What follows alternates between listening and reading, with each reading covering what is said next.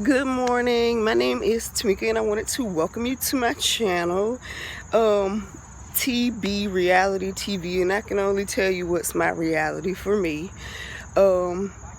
So with everything going on in the country, I'm sure that you might be aware of, you heard of, you've seen it, the Black Lives Matter movement is what kind of launched this whole channel and what kind of set me on a new course in my life. I'm outside of this really beautiful park, y'all. It's a really nice day out, but it's kind of set me on a new path because a lot of what I was taught in school had nothing to do with what actually happened. So I'm on a course to, redirect the path of my life, and that's what this channel is for, to challenge some of those things that I've always questioned, to challenge some of the things that are going on in the country today, to reevaluate some things that, I thought I knew, my learning and my teaching and everything. But to start with that, I had to go all the way back. History books never taught me about Juneteenth, and I think that it's very important for me to know my history, to know where I'm going, and to just fully embrace who I am as a person. I always wanted to be a contributor to society, to do something to make a lasting mark. And when I found out that a lot of what I knew wasn't true, it really crushed me, I'm not gonna lie. I had to, for a minute, grieve what I did not know.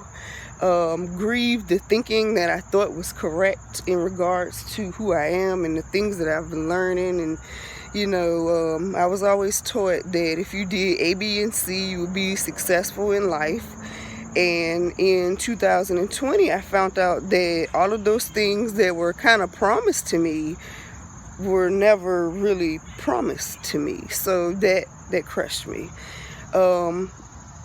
I don't think I have a racist bone in my body. I really don't see color. And I've always been the person who's wanted to learn more and embrace other cultures. Like, I do stuff like I celebrate Cinco de Mayo. I'm not Mexican, but I love things about their culture, and I wanted to, in a way, support those things and embrace it, and I just never felt that that was equally shared.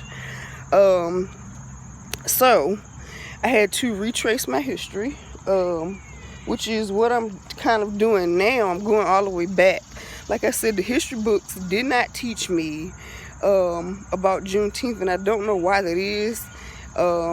Of course, we heard about the emancipation of slaves and everything, but the history from Juneteenth kind of has a lot to do with where black people are in history now. So I found this book in the library, and it's called River of Blood. And a lot of books are kind of biased based on who writes them, but I think this one kind of stood out for me just because there's pictures in this book, and there's stories that are from people who were actually enslaved African Americans, and I thought that that was really important. So I'm starting that. That's going to be a main journey of this channel, and I hope it enlightens people, some of the things that I learned, some things that I share. And I specifically wanted to go back to learn the beginning to get to the Juneteenth part, because I want to have a full grasp of everything that encompasses that.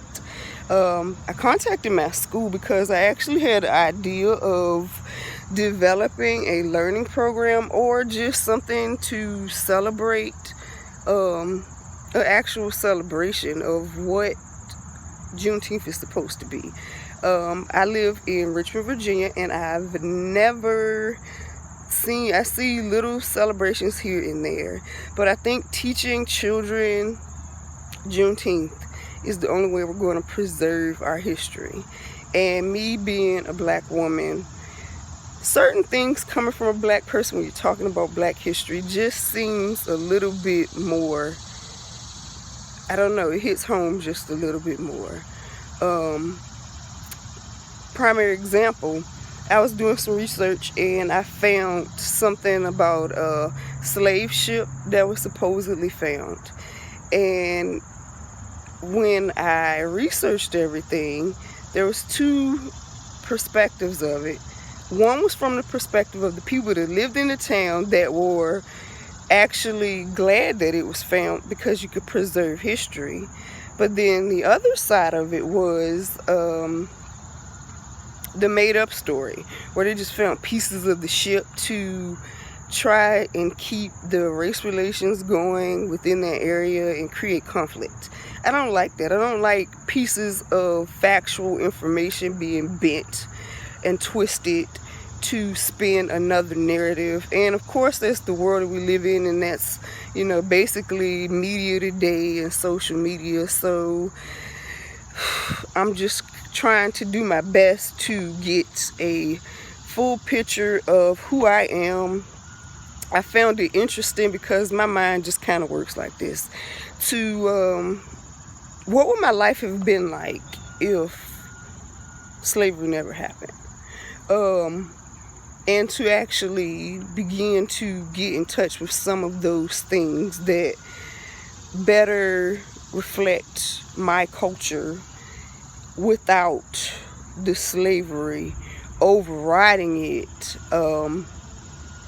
because you don't understand the impact of slavery, I think, unless you look at all of the things in life now that trickle down from that one event. And for a black person and the black African American community, it's a lot. My mind can't grasp the concept of some things that I see. I read an article that said that the projects, which is low-income housing, which was developed to assist African Americans primarily, quotation marks around that. But I found it very interesting that that was issued as an experiment to place a lot of people, poor people, in a small area on top of each other. They have limited resources and they're supposed to survive. Yeah, so I love a good challenge. I did little experiments along the way in my life because I've been through certain circumstances like being homeless. But I've done things to challenge just humanity in itself. And Black Lives Matter is a humanity issue. It's not a political issue. But I've done things like one year I set up a P.O. box because I was homeless. And I wanted to test the just human generosity. So what I did was I opened a P.O. box and then I made envelopes. On the envelope, I put, if you need the money, take it. If you don't, add $1 and send the money back to bless someone else. I don't think I ever got any of those letters back. Of course, people just probably found the money and used it for personal reasons, but I didn't care because I put them in places like the children's bathroom at Chick-fil-A. So if you needed it, then you were blessed, and I'm not responsible for how people use a blessing. So yeah, but I did things like that, and it just never amazes me of people's real intentions and just humanity in itself. Yesterday, certain things just kind of trigger me about humans and just the insensitiveness of humans. Like Breonna Taylor, of course, we're still fighting for justice for her. I wish that Richmond, Virginia was a place that was more active in the activism of Black Lives Matter. I did go to one of the protests, which the Lee Monument is currently still up in Richmond, Virginia, and it's being fought to stay up. So yeah, but I went to the initial protesting and the marching here, you know, before everything got really bad and the rioting started. And it was empowering for me as a black woman to do something that Martin Luther King did, to be part of the process of making it better with my actions. So that's what this channel is. It's a bit of self-discovery. It's hopefully enlightening. I do think that I have a voice that will be valued by a certain audience, and I hope that that's you. And if you hang in there with me, it's going to be an interesting journey. My mind shoots a million different ways. My goal with relearning my history is to teach it to kids. I contacted my school because I am a graduate of the University of Phoenix. I have a bachelor's degree in small business entrepreneurship, but that hasn't gotten me far in terms of employment. But I also realize the challenges and the biases that I face, and you'll hopefully see some of those along this journey. I don't want to specifically say that my struggles with employment are because I am black, but my name is Tamika. I do know that that pops up and triggers certain thoughts when filling out applications and applying and going for job interviews and things. The stereotypes that can be associated with names.